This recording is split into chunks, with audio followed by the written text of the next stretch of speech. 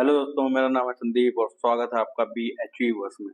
आज हम लोग अपने जो एनसीईआरटी की हिस्ट्री की हम लोग क्लास कर रहे थे उसका आज ये दूसरा अध्याय है, दूसरा चैप्टर है। आज हम लोग पढ़ेंगे दूसरे अध्याय के बारे में, जिसका नाम है आखेट खाद्य संग्रह संग्रह से भोजन उत्पादन तक। आखेट का मतलब हम लोगों ने पिछले चैप्टर में पढ़ा है। आप लोग कमेंट में बताएंगे आखेट का मतलब क्या होता है। ठीक, आखेट खाद्य संग्रह से भोजन उत्पादन तक इस चैप्टर का नाम है। तो चलिए शुरू करते हैं। इसमें एक बालक जो है जिनका नाम है तुषार, उनकी रेल यात्रा के बारे में देखिए कितनी इंटरेस्टिंग तरीके से इसमें जो चीजें लिखी गई हैं बच्चों के, ताकि समझ में आए। ठीक है, उस तरीके से मतलब कितने अच्छे से इसको समझाया गया है। इसको पढ़ते हैं। तुषार की रेल यात्रा। तुषार अपने एक रिश्तेदार की शादी में दिल्ली से चेन्नई जा रहा था। रेल में उसे खिड़की वाली सीट मिल गई, जहां से वह बाहर का नजारा देखने में मग्न हो गया। तेज दौड़ती गाड़ी से उसने देखा कि पेड़ पौधे, घर, खेत खलिहान बड़ी तेजी से पीछे की ओर छूटते चले जा रहे थे। तभी उसके चाचा ने उसके कंधे पर हाथ रखकर कहा, पता है, लोगों ने मात्र 150 साल पहले रेल से यात्रा यात्रा करना शुरू की है। तो इसके कुछ दशक बाद आई, बस यानी कुछ दशकों के बाद आई। तो तुषार सोचने लगा कि जब लोगों के पास आने जाने के लिए तेज रफ्तार वाली सवारियां नहीं थी, तो क्या वे यात्राएं नहीं करते थे? क्या वे अपनी सारी जिंदगी एक ही जगह पर बिता बिता दिया करते थे? तो नहीं, ऐसी बात नहीं थी। तो चलिए शुरू करते हैं। आरंभिक मानव यानी कि आखिर वे इधर उधर क्यों घूमते थे। हम उन लोगों के बारे में जानते हैं जो इस उपमहाद्वीप में 20 लाख साल पहले रहा करते थे। आज हम इन्हें आखेट खाद्य संग्राहक के नाम से जानते हैं। आखेट का मतलब होता है शिकार, शिकारी, और खाद्य संग्राहक शिकार करते हैं, अपने भोजन को का संग्रहण करते हैं ताकि आगे के लिए उनके खाने का इंतजाम हो सके। उसके बाद भोजन का इंतजाम करने की विधि के आधार पर उन्हें इस नाम से पुकारा जाता था, क्योंकि वह भोजन का इंतजाम कर इस प्रकार से रखते थे, इसलिए उनको आखेटक खाद्य संग्राहक के नाम से बुलाया जाता था। उसके बाद आमतौर पर खाने के लिए वे जंगली जानवरों का शिकार करते थे, मछलियां और चिड़िया पकड़ते थे, फल, मूल, दाने, पौधे, पत्तियां, अंडे इकट्ठा किया करते थे। आखेटक खाद्य संग्राहक समुदाय के लोग एक जगह से दूसरी जगह पर घूमते रहते थे। ऐसा करने के कई कारण थे। अब क्या कारण थे उनके एक जगह से दूसरी जगह घूमने के? पहला कारण यह है कि अगर वे एक ही जगह पर ज्यादा दिनों तक रहते तो आसपास के पौधों, फलों और जानवरों को खाकर समाप्त कर देते थे। इसलिए और भोज इसलिए और भोजन की तलाश में इन्हें दूसरी जगहों पर जाना पड़ता था। और दूसरा कारण यह है कि जानवर अपने शिकार के लिए या फिर हिरण और मवेशी अपना चारा ढूंढने के लिए एक जगह से दूसरी जगह जाया करते हैं। इसलिए इन जानवरों का शिकार करने वाले लोग भी इनके पीछे जाया करते होंगे। उसके आगे देखते हैं। और तीसरा कारण यह है कि पेड़ों और पौधों में फल फूल अलग अलग मौसम में आते हैं, इसलिए लोग उनकी तलाश में उपयुक्त मौसम के अनुसार अन्य इलाकों में घूमते होंगे। ये भी एक रीजन हो सकता है। उसके बाद चौथा कारण यह है कि पानी के बिना किसी भी प्राणी या पेड़ पौधों का जीवित रहना संभव नहीं होता है, और पानी झीलों, झरनों तथा नदियों में ही मिलता है। यद्यपि कई नदियों और झीलों का पानी कभी नहीं सूखता। कुछ झीलों और नदियों में पानी बारिश के बाद ही मिल पाता है। इसलिए ऐसी झीलों और नदियों के किनारे बसे लोगों को सूखे मौसम में पानी की तलाश में इधर उधर जाना पड़ता होगा। तो ये हम लोगों ने जान लिए लोग इधर उधर क्यों जाते थे। ठीक, उसके बाद देखते हैं आरंभिक मानव के बारे में जानकारी कैसे मिलती है।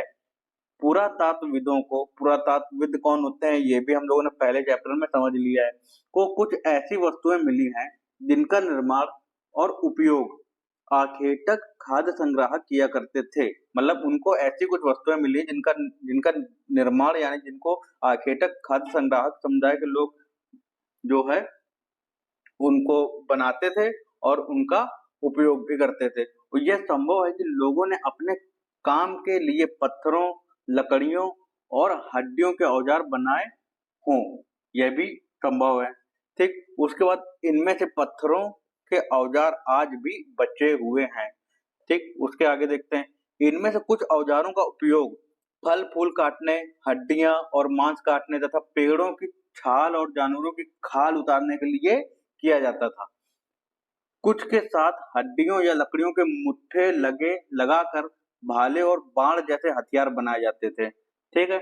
उसके बाद कुछ औजारों से लकड़ियाँ काटी जाती थीं। लकड़ियों का उपयोग ईंधन के साथ-साथ झोपड़ियाँ और औजार बनाने के लिए भी किया जाता था। देखिए अब जो है उनका जो है औजार अच्छे से वो लोग बना रहे हैं, अच्छे से औजार तैयार कर रहे हैं, यानी कि उसमें लकड़ी लगा के उनको एक धार धार दे के वो उनको औजार बना रहे हैं, जिससे कि उनको शिकार करने में आसानी होगी।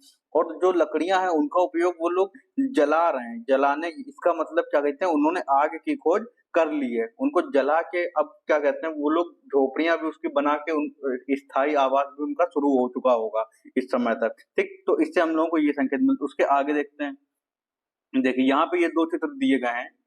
इसमें एक ये दिया गया है, ये देखिए ये हाथ है और ये इसके पास हाथ में एक औजार है। ये आपको औजार दिख रहा होगा, नुकीला नोकदार बिल्कुल, ये एक पत्थर का एक औजार है। देखिए इसको खोद रहे हैं इसको, ये देखिए इसको खोद रहे हैं, ये इस तरीके का ये औजार है। ये इसको खोदने काम में लाते थे। और ये देखिए, एक ये औजार है, ये भी पत्थर का ही है। और इसको देखिए ये एक तरीके से जानवरों की खाल से जो है एक वस्त्र बनाने का प्रयास किया जा रहा है, उसको सिला जा रहा है, एक प्रकार से हम लोग देख सकते हैं। ठीक, तो देखिए लिखा है, पत्थर के औजारों का उपयोग बाएं चित्र में इंसान के खाने योग्य जड़ों को खोदने के लिए किया जाता था और जानवरों की खाल से बने वस्त्रों को सिलने के लिए किया जाता था। तो अब ये लोग जो है खोदने लगे हैं, इसका मतलब अपने पेड़ पौधों को, जड़ों को, जो उनके आवश्यकता अनुसार उनको जरूरत लगती है खाने की, उनको वो लोग खोदने लगे हैं और उसके साथ-साथ वो लोग अपने कपड़े पहनने के लिए भी जानवरों की खाल का इस्तेमाल करने लगे हैं और सिलाई भी करने लगे हैं। ठीक है? तो धीरे-धीरे इन लोगों का जो है विकास होता हमको दिख रहा है। ठीक, ये चीज़ हम लोग समझते रहनी है। उसके आगे देखें, रहने की जगह निर्धारित करना, ये कैसे? मानचित्र 2 को देखो, लाल त्रिकोण वाले स्थान वे पूरा स्थल हैं जहाँ पर आखेटक खाद्य संग्राहकों के होने के प्रमाण मिले हैं।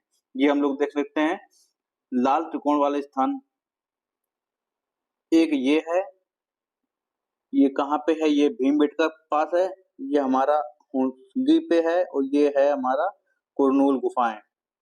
ठीक है? तो यानी कि यहाँ पे क्या मिले हैं हम लोगों को? आखेटक खाद्य संग्राहकों के होने के प्रमाण मिले हैं। मतलब यहाँ पे वो लोग भीमबेटका में और यहाँ पे हुंसगी और कुरनूल गुफाएँ में वो लोग रहते थे। ये है पूरा पाषाणिक स्थल। ठीक? उसके बाद देखें, इनके अलावा भी और कई स्थानों पर आखेटक खाद्य संग्राहक रहते थे। मानचित्र में सिर्फ कुछ गिने-चुने स्थान ही चिन्हित किए गए हैं। कई पुरास्थल नदियों और झीलों के किनारे भी पाए गए हैं। तो नदियों, झीलों किनारे भी, जैसे ये नदी है तो यहाँ पे भी पाए गए होंगे, यहाँ पे भी पाए गए होंगे, ये नदी झील वगैरह है।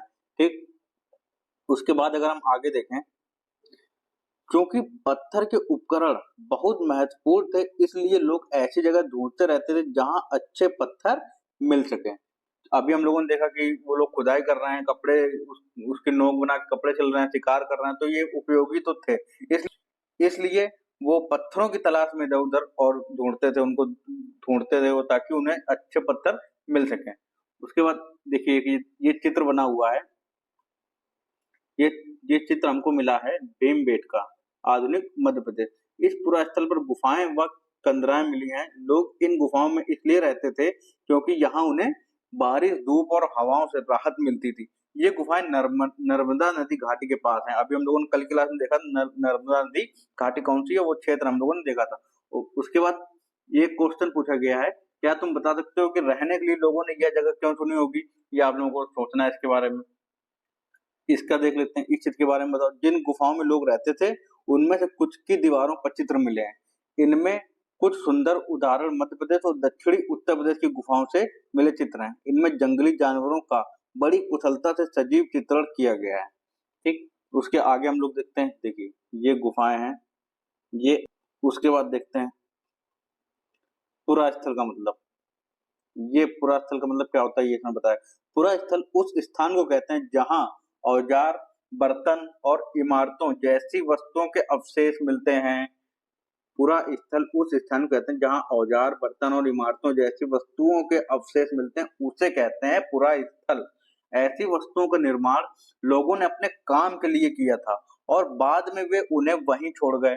ये जमीन के ऊपर, अंदर, कभी-कभी समुद्र और नीचे के तल में भी पाए जाते हैं। इन पुरा स्थलों के बारे में आपको अगले अध्यायों में बताया जाएगा, यानी कि इसके बारे में हम लोग अगले अध्याय जितने हैं 3, 4, 5, 6, 7 ये इनमें पढ़ेंगे। अब आता है आपका आग की खोज। आग की खोज में हम लोग देखें मानचित्र 2 में कुरनूल गुफा ढूंढो, हम लोगों ने अभी देखा था। यह राख के और यहाँ राख के अवशेष मिले हैं। इसका मतलब यह है कि आरंभिक लोग आग जलाना सीख गए थे। आग का इस्तेमाल कई कार्यों के लिए किया गया होगा, जैसे कि प्रकाश के लिए, मांस भूनने के लिए और खतरनाक जानवरों को दूर आदि भगाने के लिए। जैसे कि कोई जानवर आ गया तो उससे आग से उसको दूर भगाया जा सकता है, उससे बचने के लिए। ठीक है, तो इसके आगे अगर हम लोग देखें नाम और तिथियां, ये देखें हम जिस काल के बारे में पढ़ रहे हैं पुरातत्वविदों ने उनके बड़े बड़े नाम रखे हैं। आरंभिक काल को वे पुरा पाषाण काल कहते हैं। पुरा पाषाण काल, यह दो शब्दों पुरा यानी कि प्राचीन और पाषाण यानी कि पत्थर से बना है। यह नाम पुरा स्थलों से प्राप्त पत्थर के औजारों के महत्व को बताता है, इसलिए इसको पुरा पाषाण काल कहते हैं। पुरा पाषाण काल 20 लाख साल से पहले 12,000 साल पहले के दौरान माना जाता है। इस काल को भी 3 भागों में विभाजित किया गया है, आरंभिक, मध्य एवं उत्तर पुरा पाषाण युग। मानव इतिहास की लगभग 99% कहानी इसी काल के दौरान घटित हुई। जिस काल में हमें पर्यावरणीय बदलाव मिलते हैं उसे मेसोलिथ यानी कि मध्य पाषाण युग कहते हैं। ये आपको याद रखना है। इसका समय लगभग 12,000 साल पहले से लेकर 10,000 साल पहले तक माना गया है। इस काल के पाषाण औजार आमतौर पर बहुत छोटे होते थे, ठीक, इसलिए इन्हें माइक्रोलिथ यानी कि लघु पाषाण कहते थे। माइक्रो यानी कि छोटा, ठीक है, तो छोटे पत्थर होगा तो माइक्रोलिथ यानी लघु पाषाण कहा जाता है। यह प्रायः इन औजारों में हड्डियों या लकड़ियों के मुट्ठे लगे हंसिया और आरी जैसे औजार मिलते थे। साथ साथ पुरा पाषाण युग वाले औजार भी इस दौरान बनाए जाते रहे। इसके आगे देखें अगले युग की शुरुआत लगभग 10,000 साल पहले से होती है। अगले युग की शुरुआत, और 10,000 साल पहले यानी कि 2000 माना था साल का, जो हम लोगों को जो आधार है उसको हम लोगों ने 2000 साल माना था कि 2000 है, उसके 2000 के पहले 10,000 साल पहले की बात है। ठीक है, तो इसे नव पाषाण युग कहा जाता है। नव पाषाण का मतलब होता होगा, का क्या मतलब होता होगा, हमने कुछ स्थानों के नाम दिए। अगले अध्याय में तुम्हें ऐसे अनेक नाम मिलेंगे। अक्सर हम पुराने स्थानों के लिए उन नामों का प्रयोग करते हैं जो आज प्रचलित हैं, क्योंकि हमें ज्ञात नहीं है कि उस काल में इनके क्या नाम रहे होंगे। ठीक, उसके बाद अब आता है बदलती जलवायु। लगभग 12,000 साल पहले दुनिया की जलवायु में बड़े बदलाव आए और गर्मी बढ़ने लगी। इसके परिणाम स्वरूप कई क्षेत्रों में घास वाले मैदान बनने लगे। इससे हिरण, बारहसिंगा, भेड़ बकरी, गाय जैसे उन जानवरों की संख्या बढ़ी जो घास खाकर जिंदा रह सकते थे। अब यहाँ बताया जा रहा है कि कैसे ये सारे जानवर प्रकृति में आए हैं। हिरण, बारहसिंगा, भेड़ बकरी और गाय, ये सारे जानवर, जो लोग इन जानवरों का शिकार करते थे वे भी इनके पीछे आए और इनके खाने पीने की आदतों और प्रजनन के समय की जानकारी हासिल करने लगे। हो सकता है कि तब लोग इन जानवरों को पकड़कर अपनी जरूरत के अनुसार पालने की बात सोचने लगे हों। साथ ही इस काल में मछली भी भोजन का महत्वपूर्ण स्रोत बन गई। इसके आगे के देखते हैं खेती और पशुपालन की शुरुआत ये कब हुई। इसी दौरान उपमहाद्वीप के भिन्न भिन्न इलाकों में गेहूं, जौ और धान जैसे अनाज प्राकृतिक रूप से उगने लगे थे। शायद महिलाओं, पुरुषों और बच्चों ने इन अनाजों को भोजन के लिए बटोरना शुरू कर दिया होगा। साथ ही वे यह भी सीखने लगे होंगे कि यह अनाज कहाँ उगते थे और कब पककर तैयार होते थे, जैसा कि आज के समय में भी हम लोग करते हैं। ऐसा करते करते लोगों ने इन अनाजों को खुद पैदा करना सीख लिया होगा। इस प्रकार धीरे धीरे वे कृषक बन गए, यानी कि किसान बन गए। उसके बाद देखें, इसी तरह लोगों ने अपने घरों के आसपास चारा रखकर जानवरों को आकर्षित कर उन्हें पालतू बनाया होगा। अब जानवरों को पालतू कैसे बनाया है, इसकी चर्चा हो रही। जब सबसे पहले जिस जंगली जानवर को पालतू बनाया गया वह कुत्ते का जंगली पूर्वज था, यानी कि सबसे पहला पालतू जानवर बनाया जाने वाला जो सबसे पहला जो हमारा पालतू जानवर था वो कुत्ता था। धीरे धीरे लोग भेड़, बकरी, गाय और सुअर जैसे जानवरों को अपने घरों के नजदीक आने को उत्साहित करने लगे। ऐसे जानवर झुंड में रहते थे और ज्यादातर घास खाते थे। अक्सर लोग अन्य जंगली जानवरों के आक्रमण से इनकी सुरक्षा किया करते थे और इस तरह धीरे धीरे वे पशुपालक बनते गए, यानी कि कृषक भी बनते गए। उसके बाद जब इन जंगली जानवरों का पालन करने लगे तो फिर वो पशुपालक बन गए, यानी पशुपालन भी बन गए। उसके बाद क्या तुम बता सकती हो कि सबसे पहले कुत्तों को ही पालतू क्यों बनाया गया? ठीक, ये आप लोगों को सोचना है भाई, क्यों बनाया गया। वफादार होता है कुत्ता, उसमें इतना कोई खर्चा भी नहीं होता है, ये भी हो सकता है। दूसरे जानवरों से रक्षा भी हो सकती है। लोगों द्वारा घरेलू घरेलूकरण की प्रक्रिया, लोगों द्वारा पौधे उगाने और जानवरों की देखभाल करने को घरेलूकरण की प्रक्रिया का नाम दिया गया।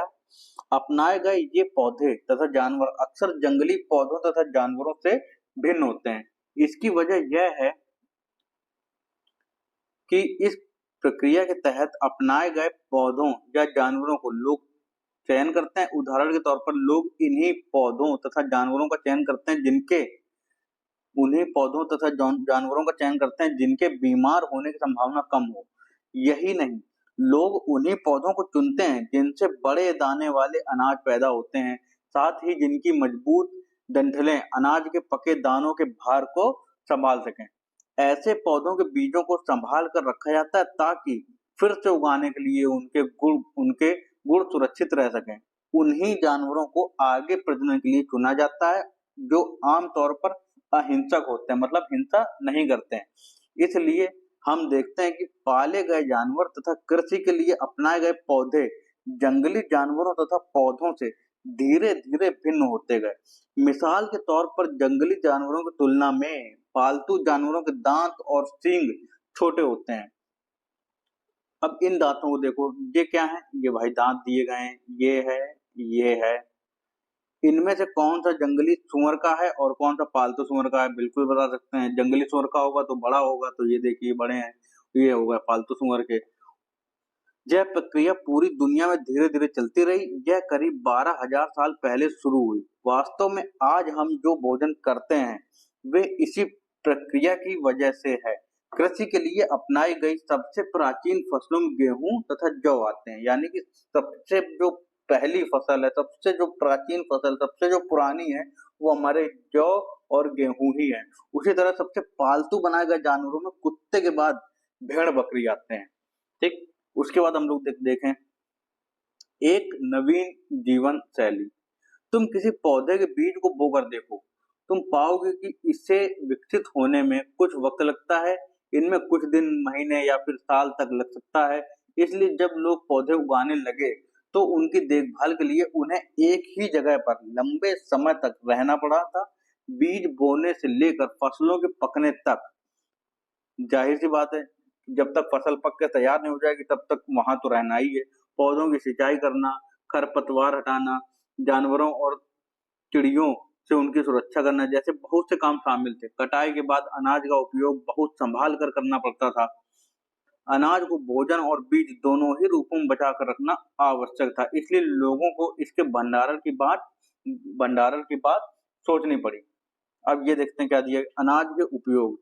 अनाज के किस रूप में? बीज के रूप में उपयोग, खाद्य के रूप में हो सकता है, उपहार के रूप में उपयोग होता था, और भंडारण के लिए उपयोग होता था। इसके आगे देखें, बहुत से इलाकों में लोगों ने मिट्टी के बड़े बड़े बर्तन बनाए, टोकरियां बुनी या फिर जमीन में गड्ढा खोदा।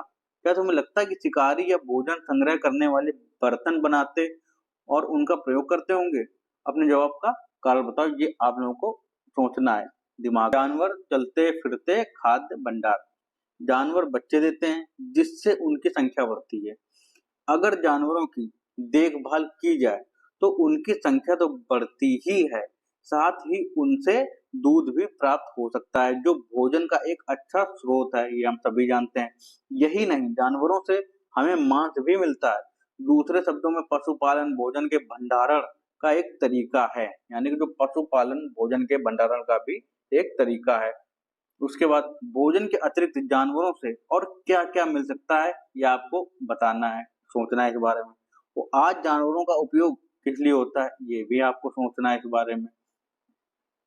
आओ आरंभिक कृषकों और पशुपालकों के बारे में पता करें। मानचित्र 2 पृष्ठ संख्या 12 को देखो। क्या तुम्हें कई नीले वर्ग दिख रहे हैं? पता है, इनमें से प्रत्येक बिंदु उस जगह को दर्शाता है जहां पुरातत्वविदों को शुरुआती कृषकों और पशुपालकों के होने के साक्ष्य मिले हैं। तो भाई हम लोग ये देख सकते हैं पृष्ठ संख्या 12 को। ये हमारा पृष्ठ संख्या 12 और इसमें नीले ये दिख रहे हैं, ये देखिए। एक ये चिरांद, कोल्डी हवा, महागढ़ा, ये हो गए, ये हल्तूर और पय्यमपल्ली और ये हमारा दाउदली हेडिंग मेहरगढ़, ये हम लोगों ने देख लिया। तो ये हम लोगों ने देख लिया। इनमें से प्रत्येक बिंदु उस जगह को दर्शाता है जहां पुरातत्वविदों को शुरुआती कृषकों और पशुपालकों के होने के साक्ष्य मिले हैं। ये पूरे उपमहाद्वीप में पाए गए हैं। उपमहाद्वीप क्या होता है हम लोगों ने पहले चैप्टर में समझ लिया है। इनमें से सबसे महत्वपूर्ण पश्चिमोत्तर क्षेत्र में आधुनिक कश्मीर में और पूर्वी तथा दक्षिण भारत में पाए गए हैं। वास्तव में ये निर्दिष्ट स्थान कृषकों और पशुपालकों की बस्तियां थी या नहीं, इसे जांचने के लिए वैज्ञानिक खुदाई में मिले पौधों और पशुओं की हड्डियों के नमूनों का अध्ययन करते हैं। इनमें से सबसे रोचक जले हुए अनाज के दानों के अवशेष हैं। ऐसा लगता है कि ये गलती से या फिर जानबूझकर जलाए गए होंगे। वैज्ञानिक इन अनाज के दानों की पहचान कर सकते हैं। इस तरह हमें पता चलता है कि इस उपमहाद्वीप के विभिन्न भागों में बहुत सारी फसलें उगाई जाती रही होंगी। वैज्ञानिक विभिन्न जानवरों की हड्डियों की भी पहचान कर सकते हैं। इसके आगे देखते हैं स्थायी जीवन की ओर, यानी कि अब इनका एक स्थायी जीवन है, एक जगह रहेंगे। पुरातत्वविदों को कुछ पुरास्थलों पर झोपड़ियों और घरों के निशान मिले हैं, जैसे कि बुर्ज होम वर्तमान कश्मीर, यानी जो बुर्ज होम है ये इस समय कश्मीर में है, कि लोग गड्ढे के नीचे घर बनाते थे। अब देखिए गड्ढे के नीचे घर बनाते थे जिन्हें गर्तवास कहा जाता था। इनमें उतरने के लिए सीढ़ियां होती थी, इससे उन्हें ठंड के मौसम में सुरक्षा मिलती होगी। पुरातत्वविदों को झोपड़ियों के अंदर और बाहर दोनों ही स्थानों पर आग जलाने की जगहें मिली हैं। ऐसा लगता है कि लोग मौसम के अनुसार घर के अंदर या बाहर खाना पकाते होंगे। उसके बाद अगर हम लोग देखें, बहुत सारी जगहों से पत्थर के औजार भी मिले हैं। इनमें से कई ऐसे हैं जो पुरापाषाण युगीन उपकरणों से भिन्न हैं, इसलिए इन्हें नवपाषाण युग का माना गया है। इनमें वे औजार भी हैं जिनकी धार को और अधिक पैना करने के लिए उन पर पॉलिश चढ़ाई जाती थी। ओखली और मसूल का प्रयोग अनाज तथा वनस्पतियों से प्राप्त अन्य चीजों को पीसने के लिए किया जाता था। आज हजारों साल बाद भी ओखली और मसूल का प्रयोग अनाज पीसने के लिए किया जाता है। उसी तरह प्राचीन प्रस्तर युगीन औजारों का निर्माण और प्रयोग लगातार होता रहा। कुछ औजार हड्डियों से भी बनाए जाते थे। ये रहे हमारे औजार, ये हैं हमारे पत्थर के औजार। ये देखिए कितना बड़ा, ये उससे छोटे हो गए, ये माइक्रोलिथ हो गए और एक ये हो गया। उसके बाद देखें, नवपाषाण युग के पुरास्थलों से कई प्रकार के मिट्टी के बर्तन मिले हैं। कभी कभी इन पर अलंकरण यानी कि कोई डिजाइन बनी होगी। बर्तनों का उपयोग चीजों को रखने के लिए किया जाता था। धीरे धीरे लोग बर्तनों का प्रयोग खाना बनाने के लिए भी करने लगे। चावल, गेहूं तथा दलहन जैसे अनाज अब आहार का महत्वपूर्ण हिस्सा बन गए।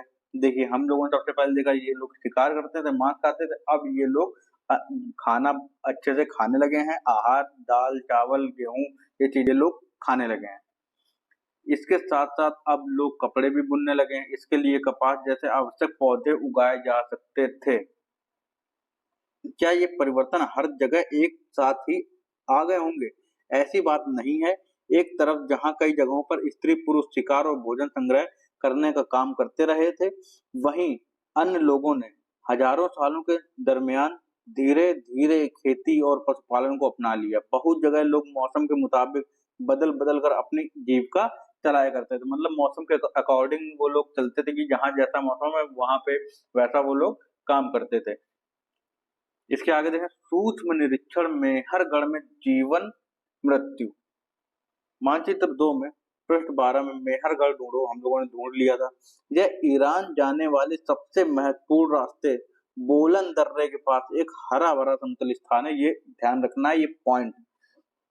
मेहरगढ़ संभवतः वह स्थान है जहां के स्त्री पुरुषों ने इस इलाके में सबसे पहले जौ गेहूं उगाना और भेड़ बकरी पालना सीखा। यानी कि सबसे पहले जौ गेहूं के जो हम लोगों को साक्ष्य मिलते हैं, कहाँ मिलते हैं? मेहरगढ़ से मिलते हैं। उसके बाद देखें, यहाँ विभिन्न प्रकार के जानवरों की हड्डियां मिली हैं। इनमें हिरन तथा सुअर जैसे जंगली जानवरों तथा भेड़ और बकरियों की हड्डियां हैं। मेहरगढ़ में इसके अलावा चौकोर तथा आयताकार घरों के अवशेष भी मिले हैं। प्रत्येक घर में 4 या उससे ज्यादा कमरे हैं, जिनमें से कुछ संभवतः भंडारण के काम आते होंगे। ये देख लेते हैं, इस प्रकार का घर मिला है। मेहरगढ़ के घर का चित्र है ये आप लोग ध्यान से देख सकते हैं। ये देखिए, ठीक है, इस तरीके से घर है। एक ये कमरा बना है, एक ये बना है, एक ये बना है, एक ये बना है। ठीक, मेहरगढ़ के घर शायद ऐसे दिखते हो।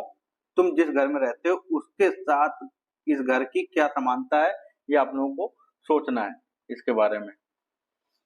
उसके बाद हम लोग देखते हैं, मृत्यु के बाद सामान्यतया मृतक के सगे संबंधी उसके प्रति सम्मान जताते हैं। लोगों की आस्था है कि मृत्यु के बाद भी जीवन होता है, इसलिए कब्रों में मृतकों के साथ कुछ सामान भी रखे जाते थे। मेहरगढ़ में ऐसी कई कब्रें मिली हैं। एक कब्र में एक मृतक के साथ एक बकरी को भी दफनाया गया था। संभवतः इसे परलोक में मृतक के खाने के लिए रखा गया होगा। ये देखिए, इस प्रकार से ये एक मृतक है, इसके साथ में बकरी, ये बकरी का कंकाल है। ये देखिए, मेहरगढ़ की कब्र का चित्र। क्या तुम बकरी के कंकाल को पहचान सकते हो? बिल्कुल पहचान सकते हैं, बकरी है, डायनासोर थोड़ी है। उसके बाद देखते हैं, कल्पना करो। अब आपको ये कल्पना करनी है, तुम आज से 12,000 साल पहले पत्थर की एक गुफा में रहते हो। प्रश्न नंबर 13 को देखो। तुम्हारे मामा गुफा की एक भीतरी दीवार पर चित्र बना रहे हैं और तुम उनकी सहायता करना चाहते हो। तुम रंग बनाओगे, रेखाएं खींचोगे या फिर उनमें रंग भरोगे? तुम्हारे मामा तुम्हें कौन कौन सी कहानियां सुनाएंगे? ये सारी चीजें आपको सोचनी तो नहीं है, लेकिन फिर भी इस पे विचार जरूर करिएगा। उपयोगी शब्द हमारे ये हैं, ये आपको ध्यान रखना है। आखेटक, खाद्य संग्राहक हम लोगों ने जान लिया क्या है। पुरा स्थल ये भी जान लिया। उद्योग स्थल क्या है। आवासीय स्थल, पुरा पाषाण, मध्य पाषाण, लघु पाषाण, कृषक, पशुपालक, नव पाषाण युग और कब्र। उसके बाद ये जो एक्सरसाइज है ये आप लोगों को कर लेनी है होमवर्क के तौर पे। आप लोग इसको करते रहिए ताकि इससे चीजें आसानी समझ में आएंगी। बाकी ये सारे क्वेश्चन करने तो नहीं है, लेकिन इसके बारे में आप विचार जरूर करिएगा। इसको कहते हैं बौद्धिक जुगाली। तो यहाँ से आप अगर आप क्वेश्चन सोचेंगे, दिमाग में जोर डालेंगे, तो आपके और चीजें क्लियर होती चली जाएंगी और आगे अगर कोई भी एग्जाम होगा उसके लिए आप मेंटली प्रिपेयर हो जाएंगे। ये कुछ तिथियां दी गई हैं, ये ज्यादा इंपॉर्टेंट नहीं है। बस एक बार देख लेना है कि कब से मध्य पाषाण युग कहा जाता है और बसने की प्रक्रिया कब शुरू हुई। नव पाषाण युग का आरंभ 10,000 साल पहले हुआ है और मेहरगढ़ में बस्ती हमें दिखती है 8,000 साल पहले। ठीक, तो ये रहा हमारा चैप्टर 2 और इसके आगे का जो चैप्टर 3 है वो हम लोग अगली क्लास में कंप्लीट करेंगे। तब तक के लिए थैंक यू।